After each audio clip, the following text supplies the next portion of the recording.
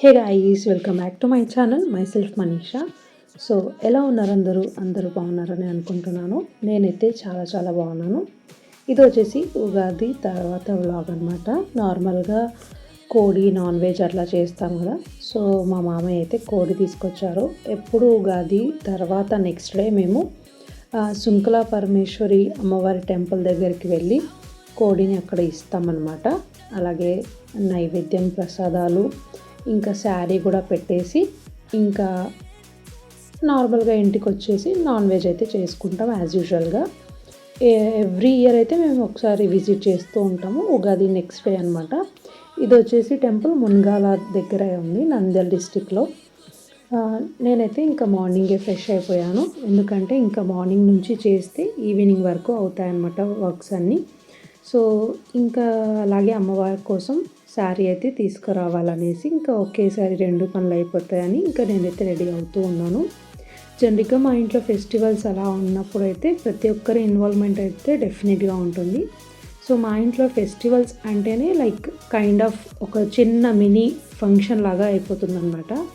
ప్రతి ఒక్కరు చిన్న పిల్లల దగ్గర నుంచి పెద్దవాళ్ళ వరకు ప్రతి ఒక్క ఇన్వాల్వ్మెంట్ అయితే ఉంటుంది.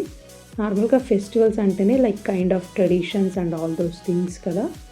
ఇంకా మనం చూసి మనల్ని మనం ఏవైతే చేస్తున్నామో అవన్నీ చూసి పిల్లలు కూడా నేర్చుకుంటారు కాబట్టి సో ప్రతి ఒక్క ఫంక్షన్ కానీ ప్రతి ఒక్క ఫెస్టివల్ కానీ వాళ్ళ ట్రెడిషన్స్ అన్నీ పిల్లలు కూడా నేర్చుకోవాలనేసి ప్రతి ఒక్కరిని ఇన్వాల్వ్ అయితే చేస్తాము.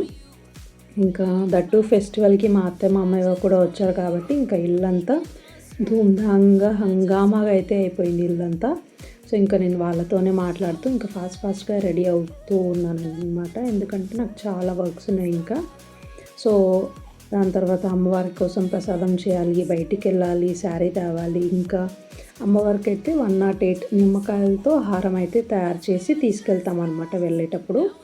సో ఇంకా అందుకోసమే ఇంకా వాటికి సంబంధించి అంత తయారీ ఇంకా చేయాలన్నమాట. ఇంకా అమ్మవారికి నైవేద్యం కోసం అయితే నేను ఇక్కడ స్టవ్ అంతా ముందుగానే క్లీన్ చేసి ఉంచాను, ఎందుకంటే అమ్మవారికి ప్రసాదం చేయాలంటే ఇంకా అంత క్లీన్గా ఉండాలి కదా. ఆల్రెడీ లాస్ట్ నిన్న ఫెస్టివల్కి సంబంధించి అంతా మెస్సీగా అయిపోయిందనమాట. ఇంకా మళ్ళీ అంతా ఫ్రెష్గా నీట్గా క్లీన్ చేసి వాష్ చేసి స్టవ్ అంతా ఇంక పసుపు కుంకుమ గంధంతో అంతా అలంకరించి దాని తర్వాతనే అమ్మవారికి ప్రసాదం అయితే చేస్తానన్నమాట. యాజ్ యూజువల్గా అందరూ అదే చేస్తారు, నేనేం స్పెషల్ కాదు, బట్ చెప్తున్నాను అనమాట. మార్నింగే లేచి ఇంకా పూజ అయితే అయిపోయింది, పిల్లలు అయితే దీపం పెట్టేశారు. ఇంకా నాకు కొంచెం లేట్, ఇంకా మిగతా వర్క్స్ అన్నీ ఉన్నాయనేసి ఇంకా ఇంట్లో పూజ అయితే ఖచ్చితంగా చేయాల్సిందే. అమ్మవారి దగ్గరికి వెళ్తున్నామంటే ఇంకా దీపం పెట్టాలి కదా. ఇంకా నాకు కొంచెం టైం ఉండింది, ఈ ఫ్రిడ్జ్ కొంచెం స్కిప్ చేశాను ఫెస్టివల్కి క్లీనింగ్లో. అందుకే ఈ 3 షెల్ఫ్స్ని అయితే నాకు టైం దొరికినప్పుడు అంతా క్లీన్ చేస్తూ ఉంటాను. వాటిని వాష్ చేసి మళ్ళీ నీట్గా వైప్ చేసేసి యాజ్ యూజువల్గా రీఆర్గనైజ్ అయితే చేసేసాను అనమాట. ఇంకా మా మామయ్య కోడిని తీసుకొని వచ్చి బాగా వాష్ చేస్తూ ఉన్నారనమాట. ఇంకా వెళ్ళటానికి టైం అవుతుంది కదా, ఇంకా ఆ కోడి కూడా ఆరిపోతుంది అనేసి ఇంకా మా ప్రణవి వాళ్ళ తాతయ్యతో బాగా ఆటలాడుతూ ఉందన్నమాట. కోడికి వాటర్ వేస్తూ ఇంకా వాళ్ళది అలా జరిగిపోతూ ఉందన్నమాట. ఇంకా నేను వచ్చేసి ఇంకా కిచెన్లోకి వచ్చేసాను ప్రసాదం కోసం. ఇంకా అలాగే అమ్మవారికి సపరేట్గా డ్రైగా అయితే ఇస్తారు రైస్ ఇంకా పెసరపప్పు. నేనైతే ఇక్కడ 1.5 కప్ రైస్ తీసుకున్నాను, రిమైనింగ్ 1/2 కప్పు పెసరపప్పు. కిచిడీ చేస్తానన్నమాట నార్మల్గా.